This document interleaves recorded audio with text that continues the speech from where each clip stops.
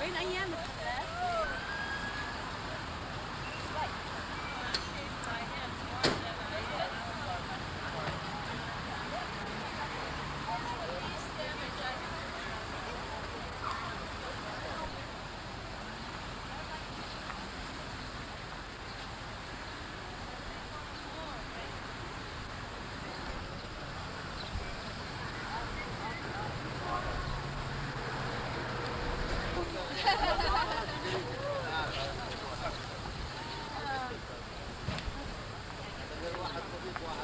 There's plenty of signs and yeah, they're all over there. You can pick one up and whichever one you like.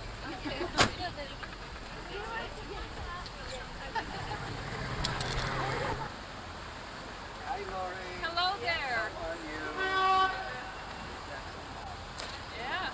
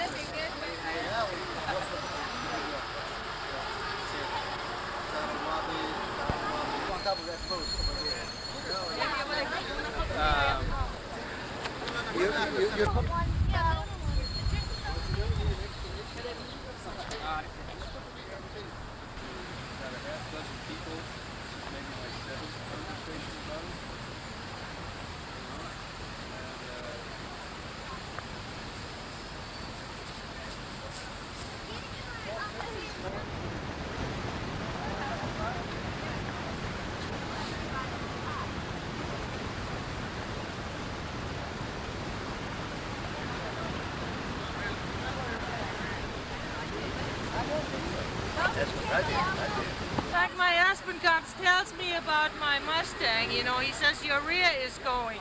And I say, oh yeah, that went years ago.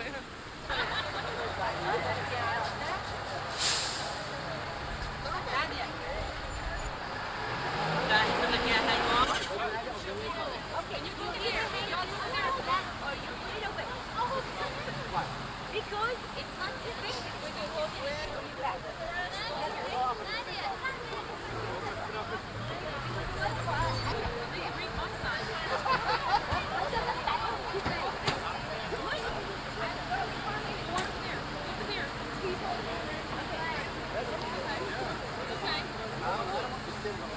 You can hold one in your front too. Okay, why do we take this?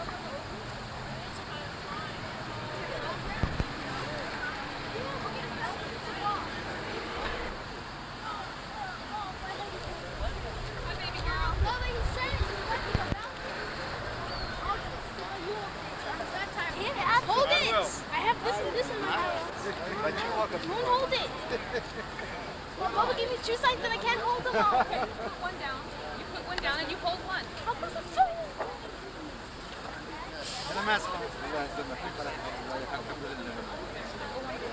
Omar. Oh, you're so sweet! You're so sweet!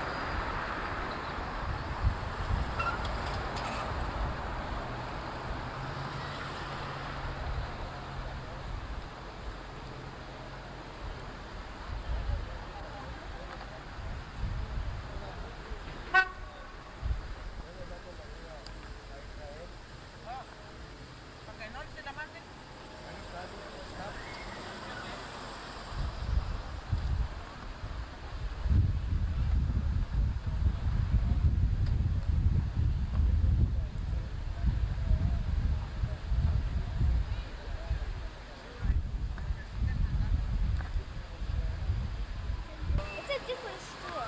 I've never been there either. Neither have I. Omar, what's this? What's this?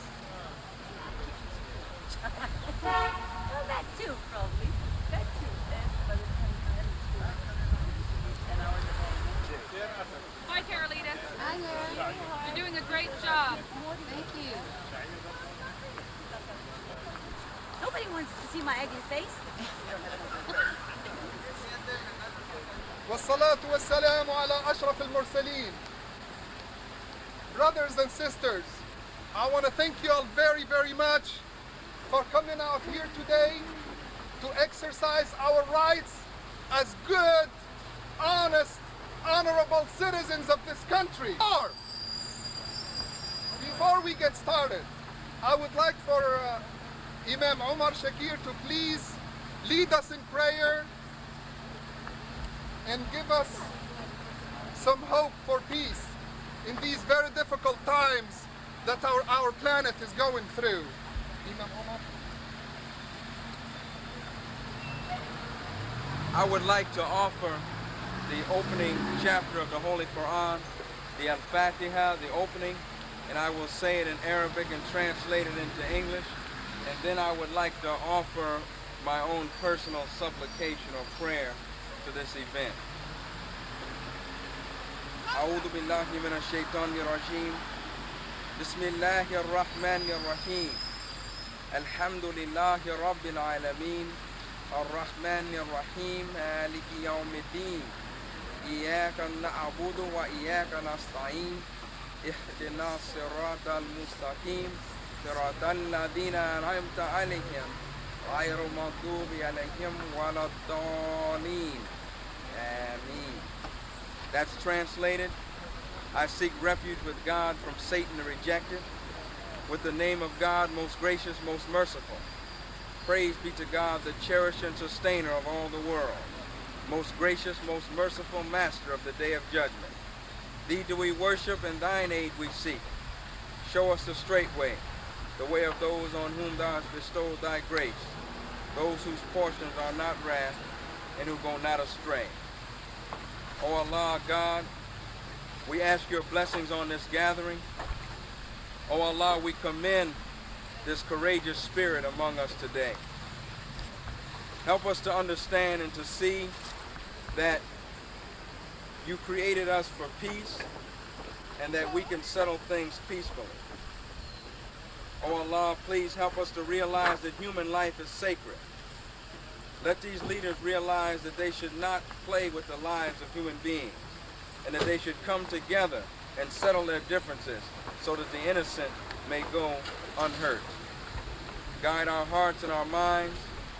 Make us more those willing to do the things that you have decided for us and do your will and not man's will. We ask your blessings again. We thank you, Allah. Ameen. Today is not only the gathering of the Arabs in San Antonio to celebrate and commemorate one of the most wonderful events that happened in mankind since the history of mankind, which is the beginning and the starting of the uprising in Palestine. The uprising in Palestine did not only inspire the people in Palestine, it's been 3 years already. Israel is still in Jerusalem. Israel is still in Gaza. Israel is still in the West Bank. Israel is still in Lebanon and Israel is still in Syria.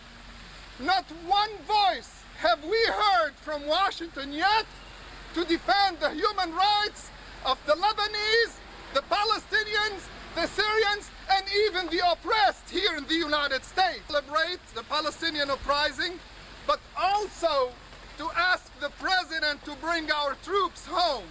Please welcome Mr. John Hackett.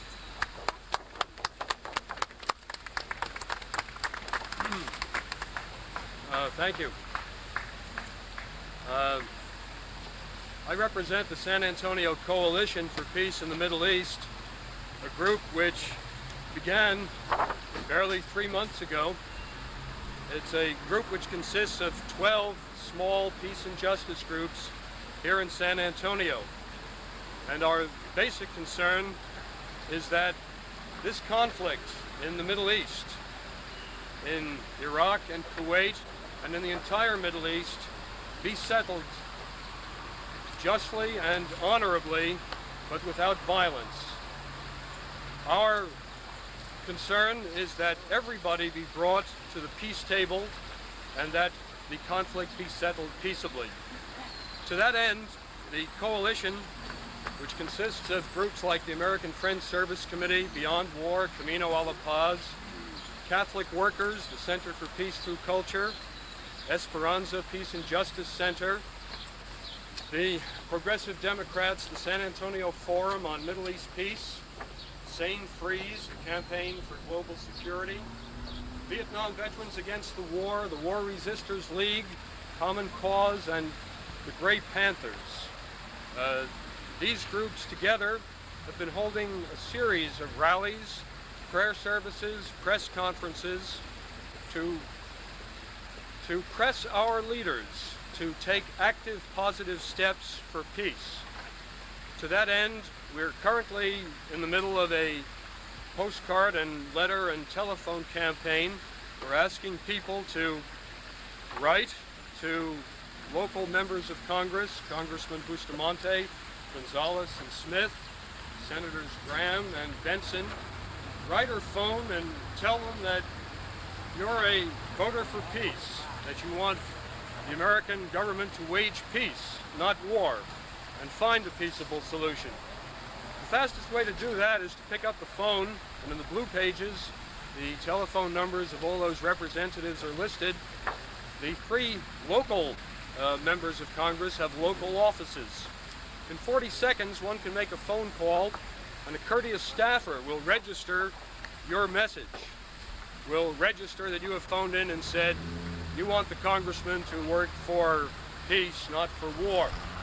I hope you'll consider doing that tomorrow morning sometime, and I hope you'll consider one more thing. The next in the series of rallies and prayer services and so on that the coalition has been holding here occurs next Saturday at 1 o'clock at the Vietnam Vets Memorial.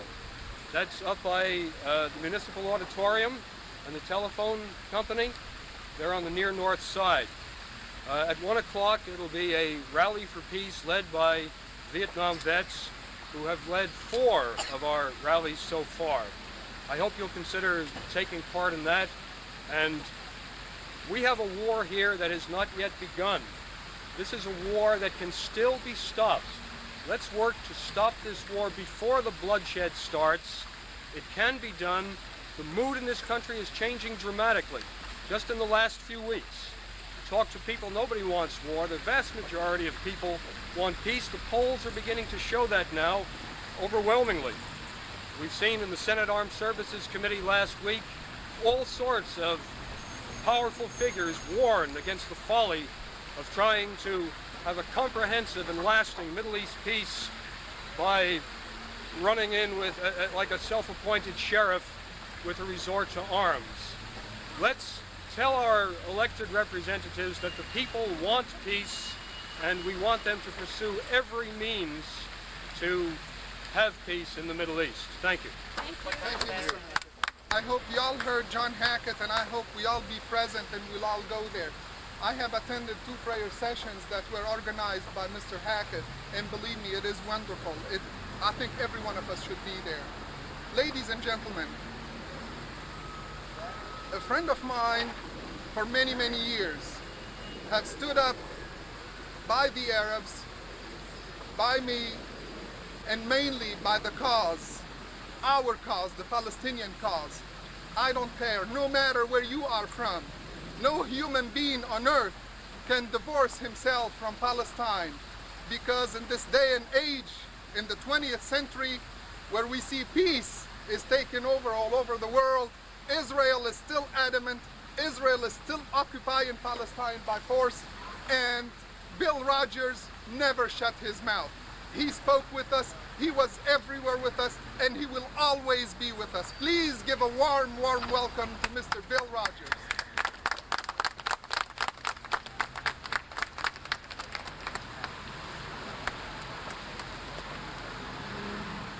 Hello everybody, and welcome to the third annual Intifadha rally, and I hope it's the last, but probability is small.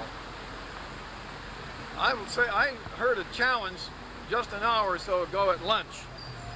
A friend of mine, a lady from our church, asked me what I was doing, and I told her I'd be down here at this celebration honoring the third anniversary of the Intifadha. She's a nice, educated lady, and she said, "What's that?" Well, believe me, folks, it's not that people have heard too much. They haven't heard enough, apparently. They don't even know you're here. So all I can say is let's keep it up. On the other hand, I find I always keep seeing signs of hope. Sometimes they're so trivial, you wonder if they're real. But as I've told Mussin a couple of times, remember, 20 years ago, there were no Palestinians. 10 years ago, the Palestinians were the problem. It wasn't clear if they were a people or refugees.